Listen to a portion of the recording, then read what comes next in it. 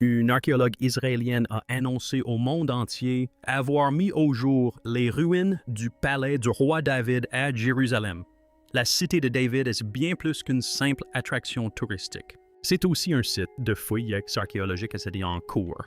La Bible dit que c'est là que le roi David a construit son palais, et une archéologue affirme l'avoir découvert. Pendant des siècles, les historiens ont nié son existence. Un mythe, une légende, une histoire racontée pour donner aux gens un sentiment de puissance. Le roi David, le garçon qui a terrassé un géant. Voici Herbat Kifa dans la vallée d'Ela. Non loin d'ici, la Bible raconte que David a tué le géant Goliath. L'histoire du roi qui régnait sur Jérusalem était considérée comme une légende, jusqu'à ce que des archéologues fassent une découverte inattendue des murailles imposantes, des fondations de pierre d'une précision remarquable, un complexe digne d'un roi, le palais perdu de David, caché, à la vue de tous enfouis depuis des millénaires. Et ce qu'ils ont trouvé ne se contente pas de réécrire l'histoire. Un archéologue israélien affirme avoir découvert la citadelle légendaire conquise par le roi David. Cette conquête permet à David d'établir Jérusalem comme capitale d'Israël et bouleverse toutes nos certitudes sur le monde biblique. Le royaume perdu du roi David. Pour comprendre l'importance de cette découverte, il faut saisir à quel point le monde universitaire souhaitait que le roi David soit une fiction. Pendant des décennies, un courant de pensée a dominé l'archéologie biblique, considérant les récits de l'Ancien Testament avec un scepticisme extrême. Ces chercheurs dits minimalistes soutenaient que le grand royaume unifié décrit dans la Bible, l'empire de David et de Salomon s'étendant de l'Égypte à la Mésopotamie, était une pure invention, créée des siècles plus tard par des auteurs cherchant à forger un passé héroïque pour leur peuple. Leur argument était simple et à première vue convaincant. David était un roi si puissant. Où étaient les prouves? Où étaient les palais? Où étaient les bâtiments administratifs? Où étaient les monuments et les inscriptions que tous les autres rois de l'Antiquité ont laissés derrière eux? Jérusalem avait fait l'objet de fouilles intensives pendant plus d'un siècle. Les archéologues avaient mis ça au jour des strates successives d'occupation antique, découvrant de nombreux vestiges des périodes postérieures, mais presque rien du 10e siècle avant notre époque où David était censé avoir régné. Ils avaient trouvé de petites maisons, des constructions modestes, témoins d'une société agraire simple, et non d'un puissant royaume. Les minimalistes crièrent victoire. Mais il ne devait, s'il avait réellement existé, n'était rien de plus qu'un chef de guerre local, un petit notable dont la légende avait largement dépassé son importance réelle. La monarchie unifiée décrite dans la Bible était un mythe, une invention pieuse créée à des fins politiques des siècles, après les événements qu'elle était censée relater. Il ne s'agissait pas d'une position marginale, mais d'un consensus académique majeur. Les manuels scolaires furent réécrits. Des films documentaires furent produits. L'histoire du roi David fut reléguée au même rang que les autres légendes antiques, une littérature intéressante qui ne révélait rien sur l'histoire réelle. Or, cette conclusion comportait un problème que les minimalistes ont systématiquement ignoré. Jérusalem est l'une des villes les plus continuellement habitées de l'histoire de l'humanité. Elle a été construite, a été détruite, reconstruite et transformée des dizaines de fois en 3-0 ans. Les fouilles archéologiques indiquent clairement l'époque où les Romains réprimèrent une révolte juive et détruisirent Jérusalem en 70 après Jésus-Christ. Chaque conquérant des Babyloniens aux Romains, des croisés aux Ottomans, a rasé les vestiges antérieurs pour bâtir du neuf par-dessus. Trouver des vestiges du 10e siècle avant notre ère à Jérusalem revient à chercher les fondations de la toute première maison construite à Manhattan. Ce n'est pas que les preuves n'existent pas. Le problème, c'est qu'elle a été enfouie sous 3-0 ans de construction successive. Certains archéologues ont compris cette limitation. Ils ont supposé que si David avait été un roi véritablement puissant, il n'aurait pas construit uniquement dans sa capitale. Il aurait établi des positions fortifiées dans tout son royaume, notamment le long de ses frontières. Il aurait construit des avant-postes militaires pour protéger son territoire de ses ennemis. Et ces sites périphériques, contrairement à Jérusalem, auraient pu être abandonnés et laissés intacts et pendant des millénaires. C'est ce raisonnement qui a conduit une équipe au sommet d'une colline appelée Khirbet Qeiyafa, à une trentaine de kilomètres au sud-ouest de Jérusalem.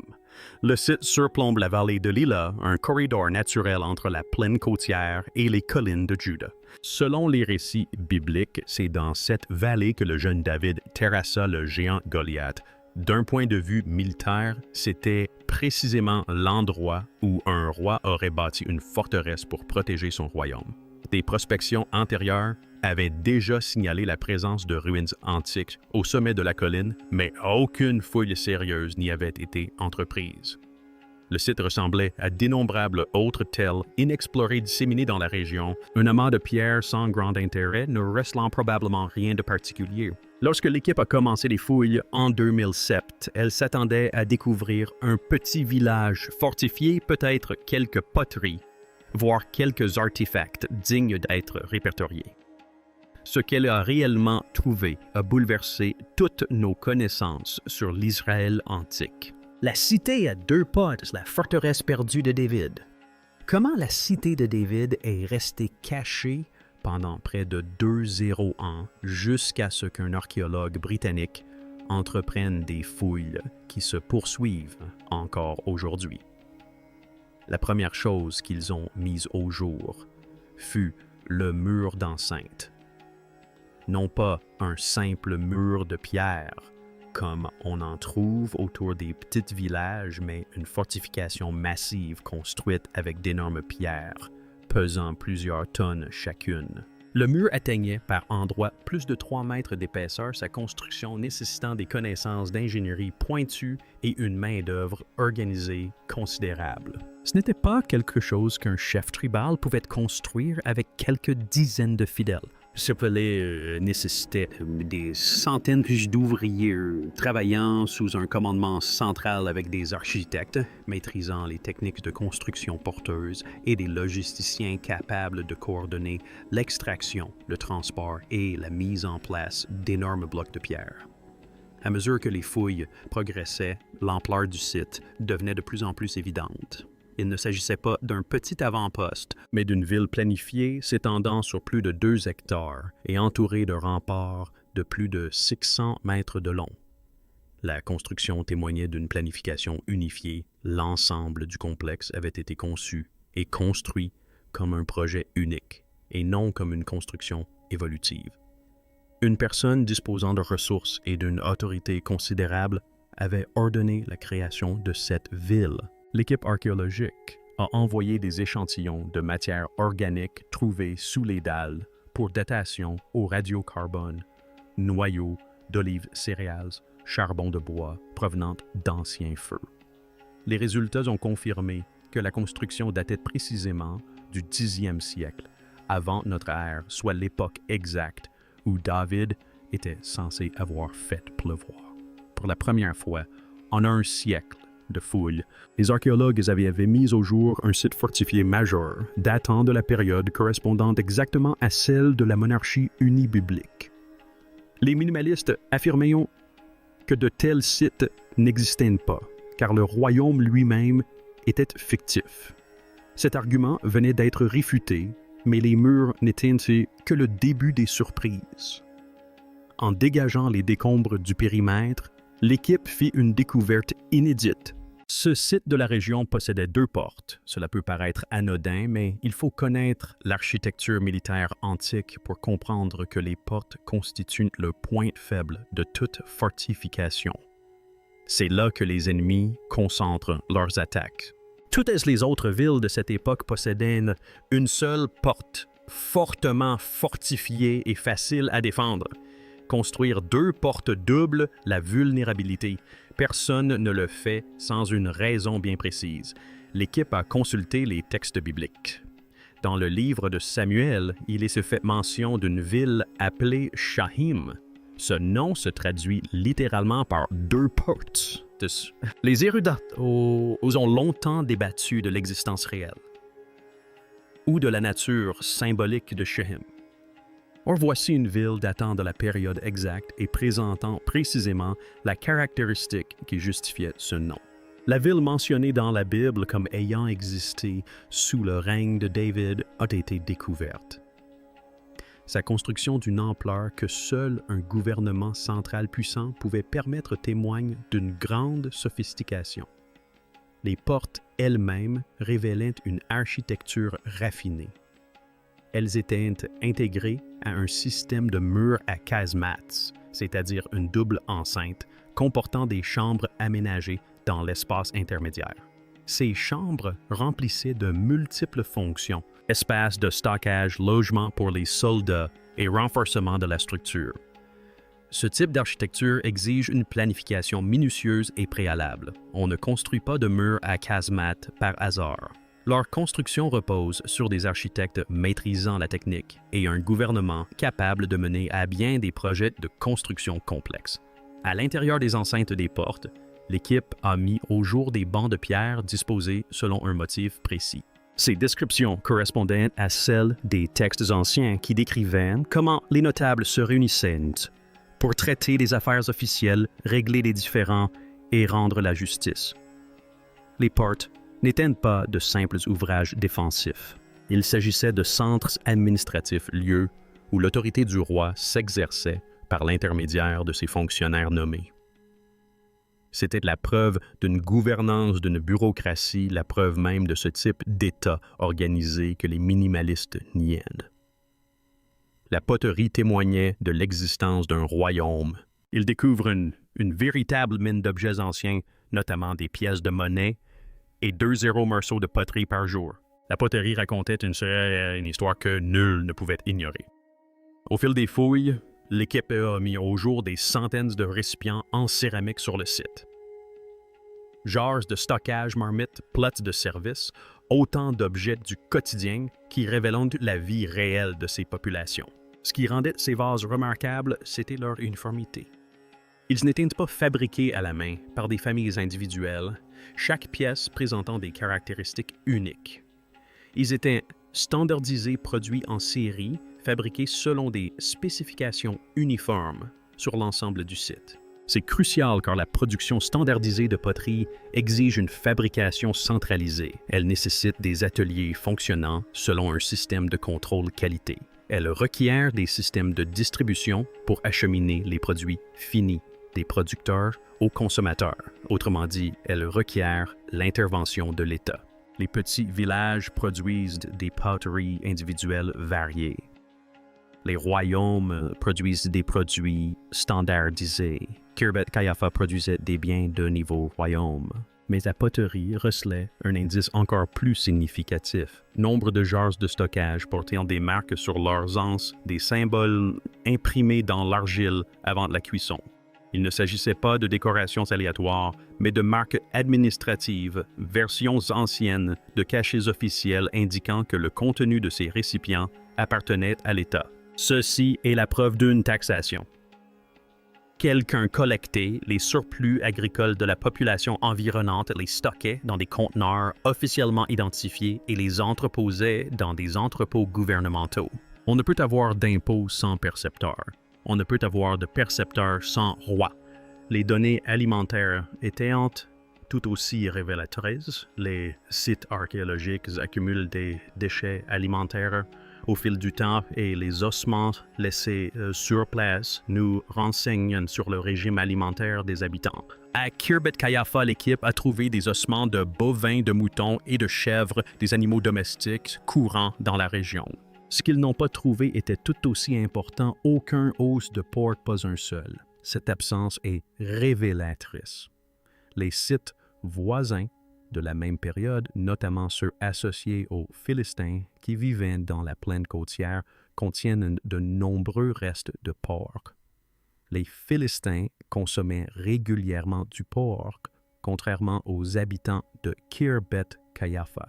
Ces derniers suivaient des restrictions alimentaires conformes aux pratiques décrites dans les textes bibliques comme caractéristiques du peuple de Juda.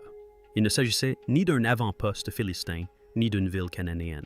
Il s'agissait d'un village dont les habitants suivaient les coutumes du peuple de David. Puis vint l'inscription. Dans une des pièces proches de la porte, les archéologues découvrirent un fragment de poterie portant une inscription. Non pas de simple gribouillis, mais un texte structuré écrit dans une forme ancienne de l'alphabet hébreu.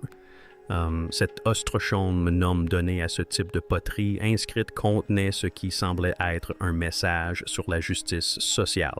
Le texte évoquait la protection des pauvres, des veuves et des orphelins, thème qui résonne tout au long de la tradition prophétique biblique. L'importance de ces inscriptions est capitale. Les minimalistes soutenaient que l'écriture était rare, voire inexistante en Juda au Xe siècle, avant notre ère.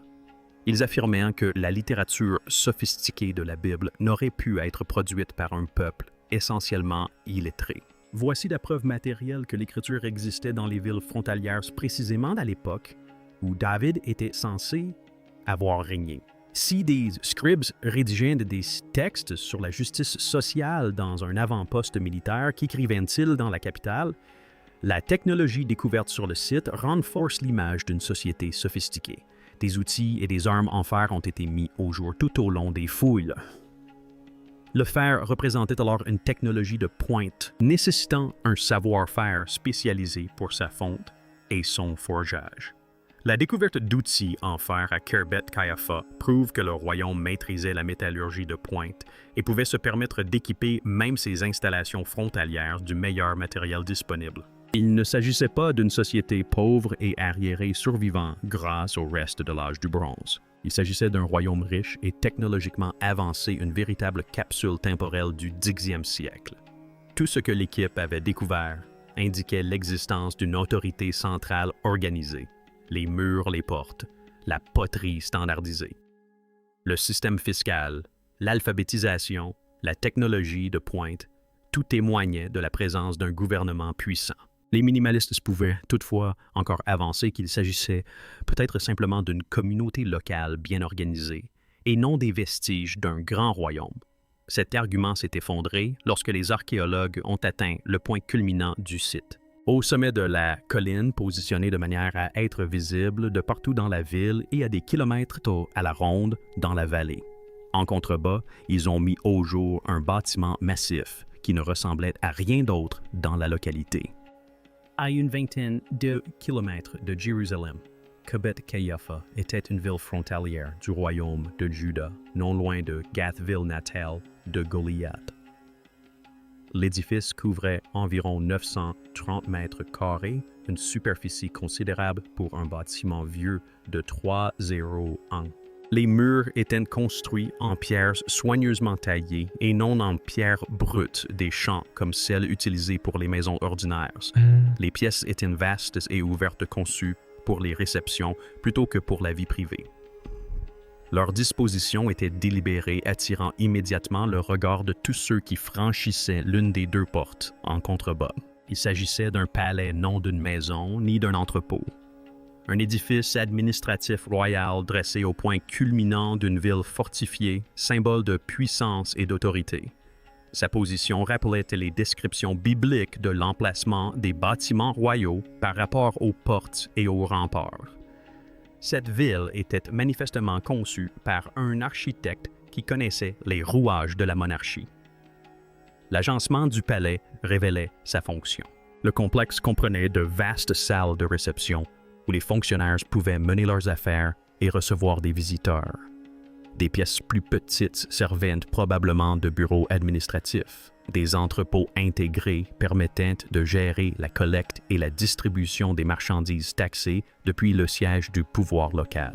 Il s'agissait d'un centre administratif provincial, une extension de l'autorité royale dans une région frontalière d'importance stratégique. Les implications étaient stupéfiantes. Si un tel niveau de construction sophistiquée existait à un poste frontière, qu'en était-il à Jérusalem? Même les minimalistes avaient souligné l'absence d'architecture monumentale à Jérusalem, comme preuve qu'aucun grand royaume n'y avait existé. Mais Khirbet Qeiyafa a prouvé que le royaume était capable d'édifier une architecture monumentale. Elle a démontré que Juda au 10e siècle avant notre ère possédait les capacités d'organisation, le savoir-faire technique et la sophistication administrative nécessaires pour créer précisément le type de structure décrite dans la Bible. L'absence de vestiges similaires à Jérusalem n'était due à des problèmes de conservation et d'occupation continue et non à une fiction historique.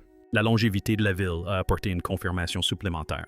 L'analyse des couches archéologiques a révélé que Khirbet Qeiyafa fut occupée pendant une période relativement brève, peut-être 40 à 50 ans avant d'être détruite et abandonnée. Elle ne fut jamais reconstruite ni réoccupée. La couche de destruction a scellé tout ce qui se trouvait en dessous, telle une capsule temporelle préservant avec une remarquable clarté l'occupation du 10e siècle avant notre ère. Cette chronologie correspond au récit biblique des débuts de la monarchie. Les règnes de David et de Salomon ont duré environ 80 ans. Une forteresse frontalière, construite à leur époque et détruite peu après, ressemblerait trait pour trait à ce que les archéologues ont mis au jour. La destruction elle-même revêt une signification particulière. Le site portait des traces d'un assaut violent.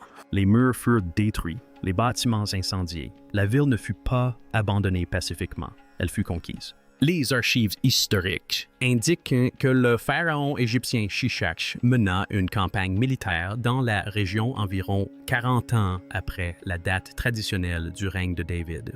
Une forteresse gardant l'accès à Jérusalem constituait une cible naturelle pour une telle campagne.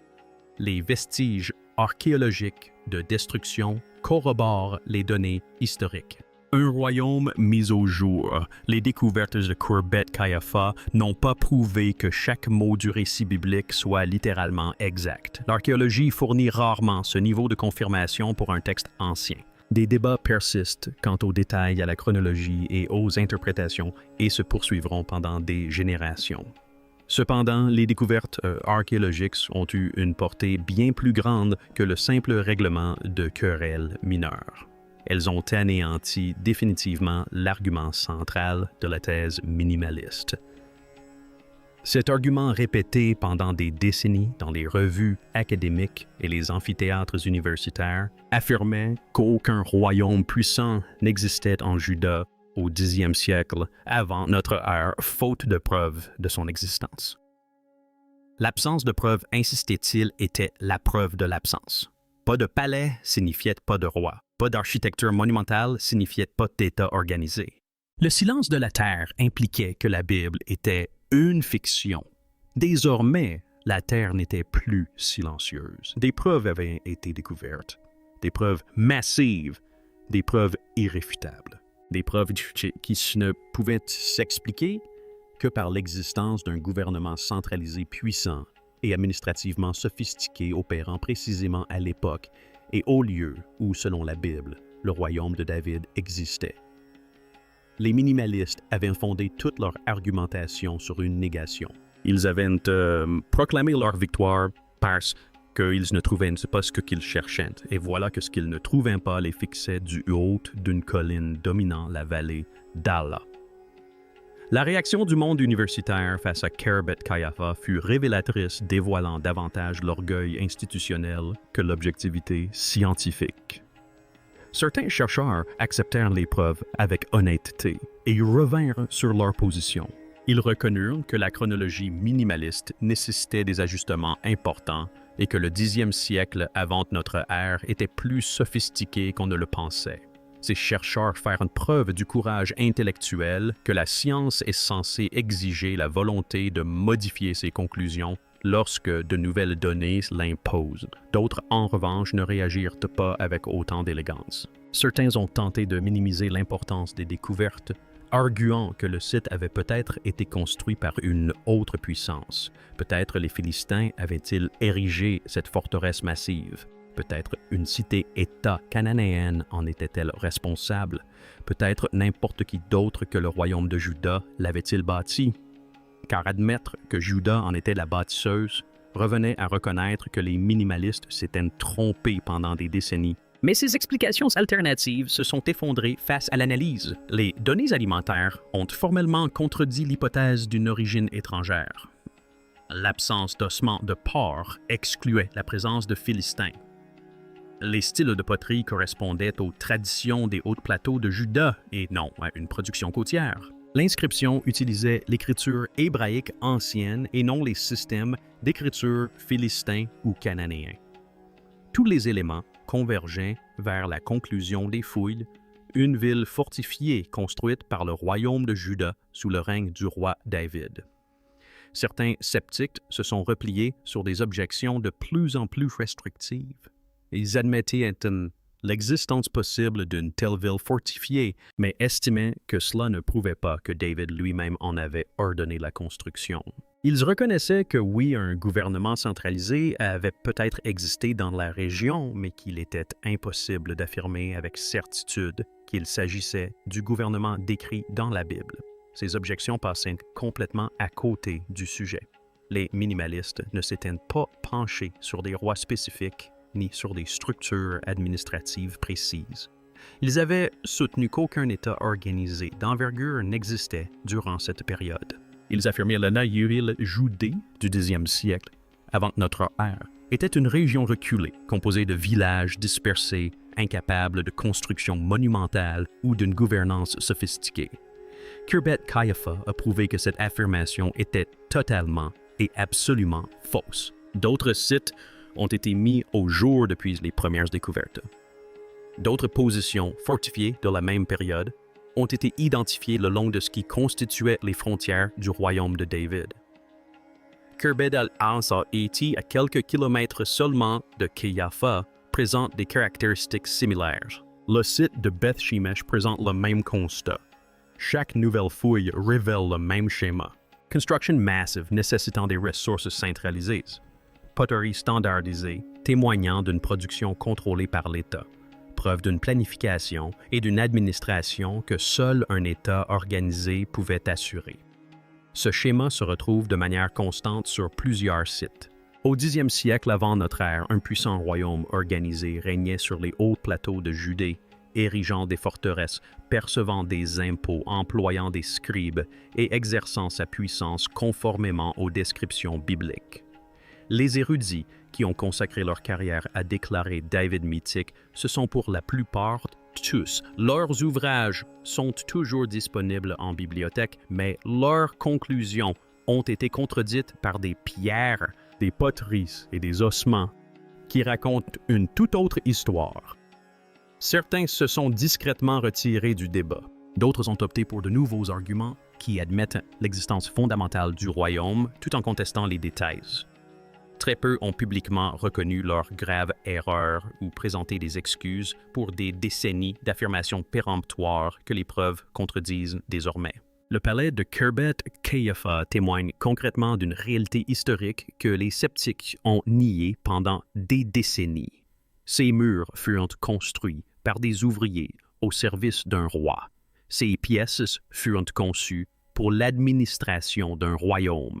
Son emplacement fut choisi pour affirmer l'autorité royale sur une vallée d'une importance stratégique capitale. Chaque pierre de ces fondations est un argument contre ceux qui ont déclaré David mythique. Et avec 95% du site encore inexploré et des sites similaires découverts dans toute la région, le silence des sceptiques risque de s'amplifier.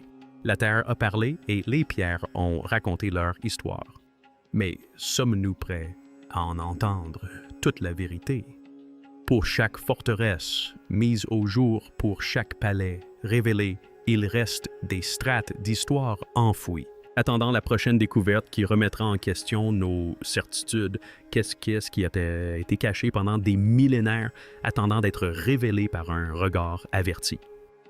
Et si les preuves que nous avons déjà trouvées ne sont qu'un début, quelle vérité sur le monde du roi. David et les civilisations disparues reposent encore sous nos pieds. L'histoire n'est pas terminée. L'histoire n'est pas terminée.